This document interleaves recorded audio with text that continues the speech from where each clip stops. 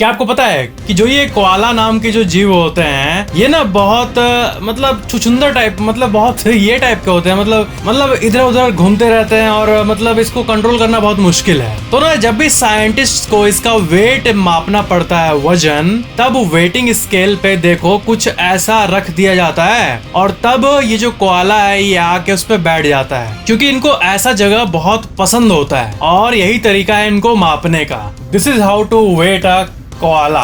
Fact number 27, ये जो आप अपने स्क्रीन पर देख रहे हो ये देखो ये कितना मस्त सा स्टैचू है। ये घर के आगे रखा हुआ एक मस्त सा फ्रंट यार्ड स्टैचू है, बट मैं आपको बताऊं ये कोई स्टैचू है ही नहीं। ये एक रियल कुत्ता है, एक ऐसा कुत्ता जो कि स्टैचू की तरह दिखता है। मतलब इसका जो स्किन होता है, इसका स्किन इतना ऐसा टाइप का होता है, देखो आप खुद ही स्टैचू ऐसा लगता है। और इसका जो फेमस नाम है वो है मैक्सिकन हेयरलेस डॉग। इनके शरीर में बाल होता ही नहीं है। इसका आप मल्टीपल इमेजेस को देख सकते हो। फैक्ट नंबर 26, ये देखो कितनी यूनिक लुकिंग और ब्यूटीफुल सी एक बर्ड है, पर मैं आपको बताऊं ये कोई बर्ड है ही नहीं। ये एक्चुअली में फ्लावर है, फूल है। इस फूल का नाम है मैग्नोलिया ब्लॉसम और ये ऐसा दिखता है जैसा कोई बर्ड हो। ये फूल बिल्कुल एक बर्ड की तरह दिखता है और इसका भी आप मल्टीपल इमेजेस को देख सकते हो। फैक्ट नंबर 25, जो क्रैब खाते हैं लोग, क्रैब, समुद्री क्रैब, वो कितना साइज का होता है, इतना बड़ा होता है, इतना बड़ा होता है। बट एक क्रैब का प्रजाति जापान में मिलता है, जापानीज स्पाइडर क्रैब नाम है उसको। देखो ये जो है ये इतना बड़ा क्रैब होता है, इसका देखो कितना बड़ा बड़ा टेंटिकल्स निकला हुआ है और इसका भी आप मल्टीपल इमेजेस देख सकते हो। ये मतलब इतना ह्यूज साइज का होता है। जापानीज स्पाइडर क्रैब नाम है इसका। फैक्ट नंबर 24, अब मैं आपको दुनिया की सबसे अमेजिंग आर्ट को दिखाने वाला हूँ जो कि रेडिट में वायरल हुआ था। ये आर्ट आप देखो एक बार, ये एक पिक है। इस पिक में क्या अनयूजुअल है आप बता सकते हो? देखो बात ये है ना कि ये जो यहाँ पे आप लेफ्ट साइड में ये देख रहे हो ये एक्चुअली में डोर है, बट जो बाकी का आप ये देख रहे हो ये सब उसी दीवार के ऊपर किया गया आर्ट वर्क है। ये ऐसा लगता है कि अंदर का व्यू है, बट उसको आप जाके छुओगे तो बिल्कुल प्लेन दिखेगा। इस पोस्ट को 1,43,000 से भी ज्यादा अब वोट्स मिले थे। ये सच में अमेजिंग वर्क है। वॉल में किए गए ऐसे पेंटिंग और आर्ट वर्क को ग्राफिटी कहते हैं, ग्राफिटी। फैक्ट नंबर 23, देखो बहुत मस्त सा आपको चीज दिखा रहा हूँ। देखो कोई भी दो आदमी, दो पर्सन या फिर कितने भी पर्सन जब पार्क में जाते हैं गर्मी के समय, तब वो पार्क में बेंचेस खोजते हैं। तो बेंच जो होता है वो बेंच जहाँ रखा रहता है वहां जाके हमको बैठना पड़ता है। बट अगर उस जगह पे धूप है, मान लो कि 5 बेंच है, पांचों में धूप पड़ रहा है, उसमें से एक खाली है, तो आप जाके बैठोगे और धूप को सहना ही होगा। ऐसा कोई मतलब ये नहीं है। बट ये देखो एक ऐसा पार्किंग सिस्टम, जो ये बेंच दिख रहा है आपको पार्क का, ये एक रेलवे ट्रैक जैसी चीज पर रखा हुआ है और जिस तरफ छांव है उसको ऐसे पकड़ के रोल करके वहां ले जाओ पेड़ के नीचे या फिर जहां मने आपको वहां ले जाओ और आप इस पोर्टेबल सीटिंग सिस्टम का मजा ले सकते हो। इंडिया के भी पार्क्स में ऐसा होना चाहिए। अब जहां चाहो वहां आप इसको स्लाइड करके बैठ सकते हो। सच में बहुत यूनिक सा कंसेप्ट है ये, मतलब अमेजिंग है। फैक्ट नंबर 22, एक बहुत डीप सा इमेज मैं आपको दिखाऊंगा कि जो अल्कोहल, वाइन और शराब होता है, जो लोग को एडिक्शन हो जाता है, हद से ज्यादा नशा हो जाता है, उसके लिए ये डिपिक्शन है। ये इमेज देखो और इसका ऊपर का कोट देखो, ठीक है। First the man takes the drink, then the drink takes the man. मतलब पहले इंसान ऐसे बोतल को लेके पीता है, ठीक है, और बाद में वो बोतल ही इंसान को पीने लगता है। बहुत स्केरी कंसेप्ट है ये उसी को डिपिक्ट करने के लिए ये आर्ट वर्क है और ये सच में बहुत अमेजिंग है और बहुत डीप सा इमेज है। अगर इसको देखे तो कैसे ये एडिक्शन इंसान को ही अंदर टानने लगता है। मतलब आप शराब को नहीं पीते हो, शराब ही आपको पीने लगता है। जिनका एडिक्शन का केस है उन लोगों के लिए। फैक्ट नंबर 21, जो मिलिट्री में एयरक्राफ्ट कैरियर होते हैं बड़े बड़े ऐसे टाइप के, वो कुछ ऐसे दिखते हैं। तो ना देखो एक नॉर्मल सा जो ये बोट होता है जिसपे बैठ के लोग अक्सर पार्क्स में ऐसे बोटिंग करते हैं, उसके कंपैरिजन में ये देखो कितना बड़ा है। मिलिट्री एयरक्राफ्ट कैरियर इतना बड़ा होता है, आप यहाँ पे देख सकते हो कि यहाँ पे कितना छोटा सा ये बोट है उसके कंपैरिजन में। तो ये था एक इंटरेस्टिंग सा कंपैरिजनल व्यू। फैक्ट नंबर 20, जो लोग नेचर इंथुसियास्ट है ना, जो जिनको नेचर में रहना बहुत पसंद है, वो लोग में से कुछ लोग एक साउंड एम्पलीफायर का यूज करते हैं। आप जब जंगल में जाते हो तो आपको एक कीड़ों मकोड़ों एक नेचुरल साउंड आता है, ठीक है। उस नेचुरल साउंड को इस डिवाइस से आप देखो, इसमें एक इंसान लेटा हुआ है, तो इस डिवाइस से जब ऐसे वहां पे लेट के आपका कान रहेगा दोनों साइड ना, तो वही नेचर का जो साउंड है उसको आप तेजी से सुन पाओगे। और ऐसा जो सर्विस है बहुत जगह अवेलेबल होता है, और इसको जो एक्सपीरियंस करता है, जो लोग किए हैं, वो लोग ये कहते हैं कि वो साउंड सुनने के बाद बहुत पीस फील होता है, क्योंकि बेसिकली हम लोग नेचर से कनेक्टेड है ना। तो इस नॉइज एम्पलीफायर के चलते आपको नॉर्मल साउंड भी बहुत एक डिजिटल साउंड की तरह सुनाई देता है, और पूरा एकदम जोर से सुनाई देता है एकदम। Forest noise amplifier. Fact number 19, octopus के जो ये ऐसे होते हैं, निकले रहते हैं लेग्स, जो हम लोग एज्यूम करते हैं, ये कितने होते हैं, कितने लेग्स होते हैं ऑक्टोपस के? आपको आंसर मालूम ही होगा, ऑक्टोपस नाम ही है तो 8 लेग्स होंगे। बट सबसे बड़ा फैक्ट ये है, and octopus actually has 6 arms and 2 legs, not 8 legs. वो जो 6 होता है ऑक्टोपस का, जिसमें से 6 जो होता है उसका आर्म होता है, हाथ होता है, और बाकी 2 ही पैर होता है। ये फैक्ट है।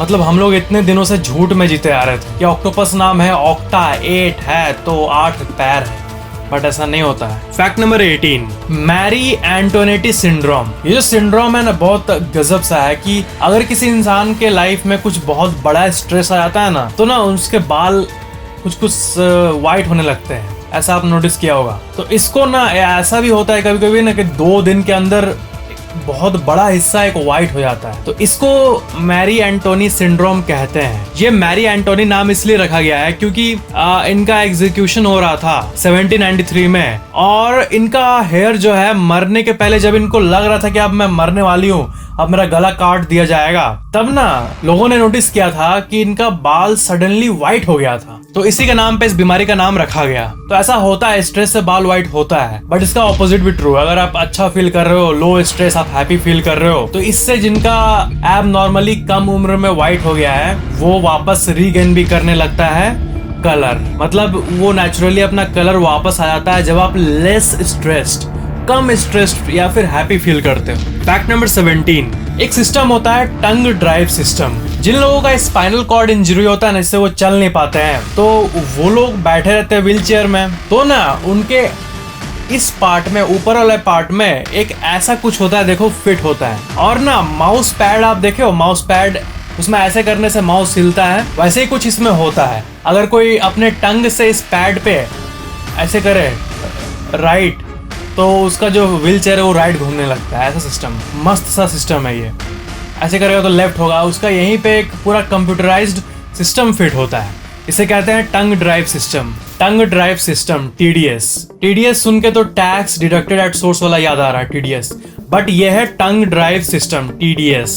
फैक्ट नंबर 16, ऐसे भी कई लोग हैं इस दुनिया में जिनको ना मुर्गियों से डर लगता है, लिटरली। जैसे अगर आपके पास यहाँ पे एकदम आपके थोड़ी दूरी में अगर शेर आ जाए तो आपको कैसा फील होगा, वैसा मुर्गी देख के फील होता है, लिटरली। इसको कहते हैं electrophobia. Electrophobia is the specific term for phobia to hen या फिर चिकन। फैक्ट नंबर 15, आप ब्लू व्हेल के बारे में सुने हो? ब्लू व्हेल ये दुनिया के सबसे बड़े जीव में से एक है, ठीक है। अब ब्लू व्हेल और इंसान का साइज को देखो, आप यहाँ देख सकते हो कंपैरिजन, इतना छोटा सा इंसान और इतना बड़ा ब्लू व्हेल, ठीक है। बट सबसे अमेजिंग फैक्ट ये है ब्लू व्हेल के बारे में कि एक ब्लू व्हेल, एक बीच बॉल जो होता है, इससे हम लोग खेलते हैं समुद्र के किनारे, बीच बॉल, उससे बड़ा कोई चीज को ये अपने अंदर ले ही नहीं सकता। मतलब शरीर इतना बड़ा गद्धड़ जैसा है, एकदम मोटा सा, बड़ा सा, लेकिन इसका स्वेलविंग पावर जो होता है, निगलने का पावर, वो कम होता है, क्योंकि इसका माउथ बहुत, जो गला का पासिंग जो होता है वो बहुत पतला होता है। बीच बॉल से बड़ा कुछ ये नहीं ले पाता है, भले ही इतना बड़ा जीव हो। बीच बॉल से बड़ा कुछ भी ये इनहेल नहीं कर सकता है, क्योंकि इनका थ्रोट बहुत स्मॉल होता है। बट ये बात तो बहुत लोगों को नहीं पता। उनको लगता है कि ब्लू व्हेल 10 इंसान को निगल जाएगा, ऐसा नहीं होता है रियलिटी में। फिल्मों में तो कुछ भी दिखाएंगे, वो कुछ भी चलता है, बट रियल लाइफ के रियल सीन की बात करें तो उतना नहीं निगल सकता है blue whale. Fact number 14, internet speed. ठीक है, आपको पता होगा MBPS में होता है, मेरा इंटरनेट 10 MBPS का है, 100 का है, ऐसे लोग बोलते हैं। आपके मन में आया होगा ना कि किस कंट्री में सबसे हाईएस्ट इंटरनेट स्पीड अवेलेबल होगा। तो देखो मैं आपको बहुत इंटरेस्टिंग सा एक ऑफिशियल विकिपीडिया लिस्ट दिखाता हूँ। साउथ कोरिया देखो, साउथ कोरिया का एवरेज कनेक्शन स्पीड पूरे जो वहाँ के देश में है वो है 28.6 और ये नंबर 1 पे है। ठीक है, मतलब पूरे साउथ कोरिया का एवरेज, किसी घर में ज्यादा कम है, सबको अगर कैलकुलेट करके डिवाइड कर जो एवरेज निकाले हम लोग तब 28.6 आएगा, जो कि पूरे धरती पे सबसे ज्यादा है एवरेज स्पीड की बात करें तो देखो साउथ कोरिया 28.6 है, फिर नॉर्वे, स्वीडन, हांगकांग आप देख सकते हो कम होते जा रहा है स्पीड। यूएसए का भी 18.7 है एवरेज इंटरनेट स्पीड। और करते करते करते करते जब यहाँ नीचे आते हैं तो 63 नंबर पे इंडिया है और पूरे भारत का एवरेज कनेक्शन स्पीड है 6.5 Mbps।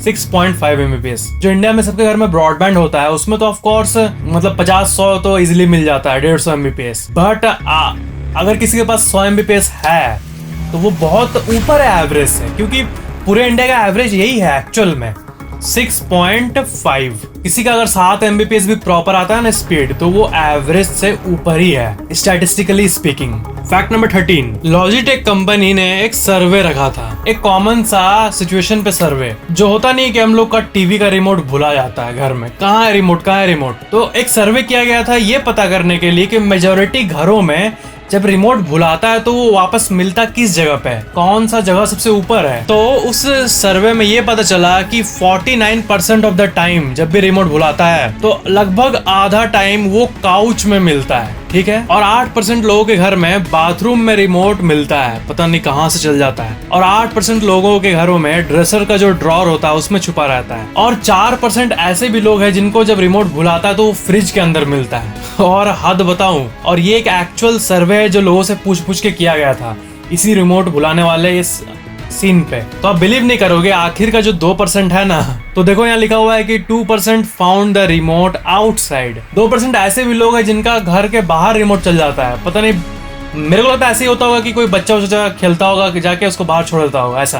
तो ऐसा कुछ सीन है रिमोट ये करने में। और ये सर्वे लॉजिटेक कंपनी जो कि एक फेमस कंपनी है उसने किया था। फैक्ट नंबर 12, केन्या में ये एक बहुत यूनिक सा जिराफ का पिक क्लिक किया गया था। तो जिराफ तो टिपिकली जो राइट साइड में है ऐसे दिखते हैं, ठीक है, बट ये कैसे, ये क्या है, मतलब क्या है, क्या ये व्हाइट कैसे हो गया। तो मैं आपको बता दूं एक यूनिक सा बात कि एक रेयर जेनेटिक कंडीशन होता है जिसे ल्यूसिज्म कहते हैं, LUCISM, ल्यूसिज्म। और इससे स्किन का जो कलर होता है, पिगमेंटेशन, वो खत्म हो जाता है। और आप देख सकते हो कि जिराफ पूरा व्हाइट हो गया इसी के चलते। फैक्ट नंबर 11, अब जो मैं आपको पिक दिखाने वाला हूँ वो बहुत सिंपल सा पिक है बट वो बहुत वैल्यूएबल है, क्योंकि अगर आपका ड्रीम कभी भी ऐसा होगा, कुछ ऐसा टाइप का कि हमारे यहाँ से सनसेट जो होता है सूरज का वो कैसा दिखता है आप देखे ही होंगे। बट देखो मार्स जो होता है ना, मंगल ग्रह, वहां का ये एक एक्चुअल रियल पिक है शाम का। और मार्शियन सरफेस से ये अप्रैल 15, 2015 पे क्लिक किया गया था उस दिन शाम को। तो मंगल ग्रह से सनसेट कुछ ऐसा दिखता है। ये इमेज एक्चुअल में सिंपल आपको लग रहा होगा, मतलब ठीक है एक इमेज है, बट जो साइंटिस्ट है ना नासा में, इसरो में, ये लोग के लिए ये बहुत डोप पिक्चर है, क्योंकि मतलब ये साइंटिस्ट के नजर में बहुत वैल्यूएबल इमेज है, मंगल ग्रह का सनसेट। फैक्ट नंबर 10, मैंने आपको एक बार बताया था ना कि चेस जो होता है वो मतलब ऐसा रियल में भी खेला जाता था पहले के जमाने में। ऐसा चेस तो हम लोग खेलते हैं तो छोटा सा, बट इसमें रियल में घोड़ा हाथी पे बैठ के खेला जाता था, पता है। इस इमेज को देखो, ये 1924 का एक ब्लैक एंड व्हाइट इमेज है। और ये जो गेम है इसमें देखो रियल का घोड़ा वोड़ा दिख रहा है ना आपको यहाँ पे। तो ये जो एक्चुअल जो गेम का पिक है, ये जो गेम है ना, इसको खत्म होने में 5 घंटे लग गए थे और तब भी मैच आखिर में ड्रॉ ही हुआ था। ये एक ह्यूमन चेस गेम है जो कि 1924 में खेला गया था। उस टाइम का ये एक्चुअल रियल पिक्चर है और ये बहुत अमेजिंग है। ये रशिया का पिक है।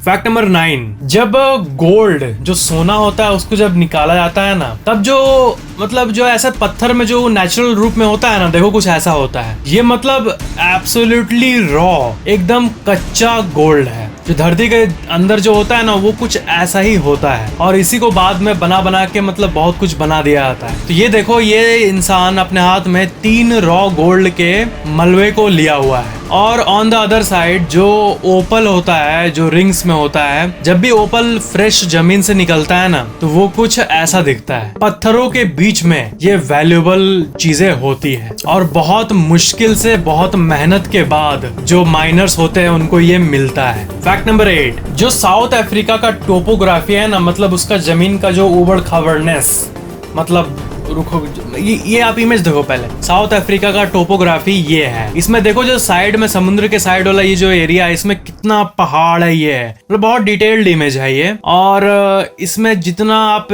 डिटेल देखो ये ऐसा होता है, मतलब ऐसा उबड़ खाबड़नेस है साउथ अफ्रीका का, और ये दुनिया के सबसे कॉम्प्लेक्स उबड़ खाबड़नेस में से एक है। फैक्ट नंबर 7, एक वेदर फेनोमेनन होता है जिसे कहते हैं ल्यूनर कोरोना। ये वो अलग कोरोना है, ये इसका नाम ही है, मतलब इस फेनोमेनन का नाम ही कोरोना है, वो कोरोना को मतलब नहीं है इसका। तो इसमें क्या होता है ना कि मून जो होता है वो रेनबो जैसी एक चीज से ऐसा मून दिखता है, ये ऐसा कुछ व्यू होता है ल्यूनर कोरोना नाम का। और ये सच में बहुत अमेजिंग और रेयर व्यू है मून का, जो ये आप अपने स्क्रीन पर देख रहे हो। फैक्ट नंबर 6, जो चिड़ियों का नेस्ट होता है वो कुछ ऐसा होता है, ठीक है, पेड़ों पर रहता है, बट एक बॉल्ड ईगल नाम का ये जो चिड़िया है, इसका जो नेस्ट होता है ना, आप देखो इंसान बैठा हुआ है, इतना बड़ा सा नेस्ट होता है बाल्ड ईगल का, 5 फीट वाइड, 3 फीट डीप, ऐसा टाइप का होता है ये। और जो लार्जेस्ट फाउंड जो इंसान को मिला है एक बाल्ड ईगल का ये नेस्ट, इसका जो डायमीटर है वो 9.5 फीट है, 20 फीट गहरा है और वजन करीब 6000 पाउंड्स है, मतलब करीब 2700 किलोग्राम का नेस्ट। फैक्ट नंबर 5, वुडपेकर नाम की ये जो आप बर्ड देख रहे हो, इसका टंग देखो, ये कुछ ना सांप होता है ना, सांप का ऐसा टाइप का जो टंग होता है, पतला लंबा टाइप का, वैसा टाइप का टंग इसका होता है। और ये इतना लंबा होता है कि ये मतलब आप देख सकते हो। और सबसे अमेजिंग बात है कि देखो ये कैसे अपने टंग को अंदर रखता है, ये देखो अपने दिमाग के ऊपर ऐसे रैप करके अंदर रखता है, जब निकालना होता तो निकाल देता है। ऐसा कुछ इंटीरियर सिस्टम होता है, आप अपने स्क्रीन पर देखो, ये मतलब ऐसे रैप करके रखता है अपना ये टंग, और जब निकालता है तब का व्यू तो आप यहाँ नीचे देख ही सकते हो। फैक्ट नंबर 4, मथुरा में कई लोग ना जो वाइल्ड लाइफ कंजर्वेशन में काम करते हैं, वो ना हाल ही में ऐसा न्यूज में आया था कि वहाँ के जो विलेजर्स है और वहाँ के जो वाइल्ड लाइफ जो केयर करते हैं जानवरों का, वो देखो हाथियों के लिए ऐसा स्वेटर बनाए थे ताकि एलिफेंट्स वार्म रह पाए, गर्म रह पाए, इनको ठंडा ना लगे। और इस न्यूज को भी बहुत लोगों ने अप्रिशिएट किया था। फैक्ट नंबर 3, ये देखो मैं आपको और एक अमेजिंग सा पिक दिखा रहा हूँ। इधर वाला जो आप देख सकते हो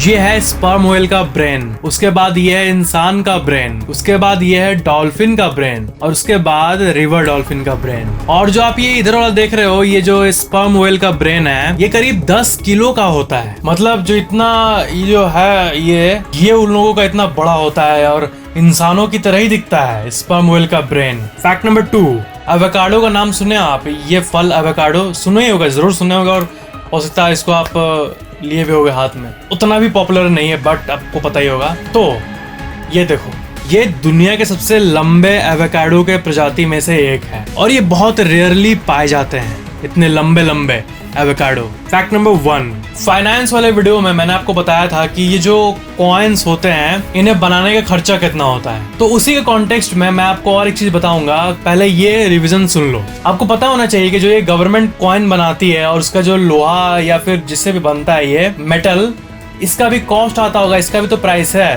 तो मतलब पैसे को बनाने के लिए भी पैसा लगता है। तो ये जो है ना 1 रुपए का कॉइन, इसे बनाने में 1.1 रुपीज लगते हैं, मतलब लॉस। बट जो बाकी 1 रुपए से ज्यादा का कॉइन्स है, जैसे 2 रुपीज, इसको बनाने में 1.28 रुपये लगता है, मतलब वैल्यू से कम ही लगता है। और बाकी 5 रुपए को बनाने में 3.69 रुपीज लगते हैं, और 10 रुपए के कॉइन को बनाने में 5.54 रुपीज लगते हैं, और 1000 2000 के नोट को भी बनाने में करीब इतने के आसपास खर्चा होता होगा, 10-20 रुपए के आसपास। मतलब सबको बनाने का खर्चा कम ही है उसके वैल्यू से। बट 1 रुपए का कॉइन का जो वैल्यू है वो तो 1 ही रुपया है ना, तो उसे बनाने का कॉस्ट ज्यादा है। अब नेक्स्ट फैक्ट ये है कि कॉइन किससे बनता है। बहुत लोगों को लगता है कि आयरन या फिर आयरन प्लस स्टील ऐसा होता है, बट नहीं। RBI, reserve bank of India का एक ऑफिशियल पेज है, एक बहुत ही यूनिक सा पेज, उसमें कॉइन का सारा जो एक बनाने का डेटा होता है वो दिया हुआ है। 5 रुपए का जो नया कॉइन होता है ना, उसे फेरेटिक स्टेनलेस स्टील है FSS से बनाया जाता है। और जो ओल्ड 5 रुपए का कॉइन है, ये फेमस वाला, इसे क्यूप्रो और निकल से बनाया जाता है। और 2 रुपए को वही FSS, फिर पुराने वाले को क्यूप्रो निकल, फिर ओल्ड 1 रुपए को FSS स्टेनलेस स्टील। और ये सारा डेटा आप देख सकते हो। ये RBI का जो लिंक है, ये आप यहाँ देखो, यही है इसका ऑफिशियल पेज। मतलब पैसे को बनाने के लिए भी पैसा लगता है, तो ये एक बहुत ही अमेजिंग सी बात है। तो इसको अगर हम लोग पीछे ले जाएं तो दुनिया का सबसे पहला जब कॉइन ये सब बन रहा होगा, दुनिया का एवोल्यूशन हो रहा होगा, सबसे पहला बार कॉइन इंट्रोड्यूस हुआ होगा या फिर नोट नया निकला होगा, तब उस टाइम कैसे शुरुआत हुआ था, बहुत अमेजिंग सी बात है। और मैं आपको फैक्ट बता दूं, इंडिया में आप कभी 10,000 का नोट देखे हो? 10,000 का नोट आपको पता है 1938 में RBI ने, जब उस टाइम ब्रिटिश राज था ना, तब उस टाइम एक बार 10,000 का भी नोट इंट्रोड्यूस किया गया था, पता है 1938 में। बट बाद में जाके इसको डीमोनेटाइज कर दिया गया। ये एक बहुत ही मतलब अमेजिंग बात है, इतने पुराने टाइम में 1938 में 10,000 का नोट, बाप रे। So that was the video पसंद आया तो लाइक जरूर करना और शेयर भी जरूर कर देना। और आप मेरे ऑफिशियल इंस्टाग्राम आईडी को भी फॉलो कर लेना, लिंक डिस्क्रिप्शन में दिया हुआ है। और चैनल को सब्सक्राइब करके बेल आइकन भी ऑन कर लेना। Thank you so much for watching this video.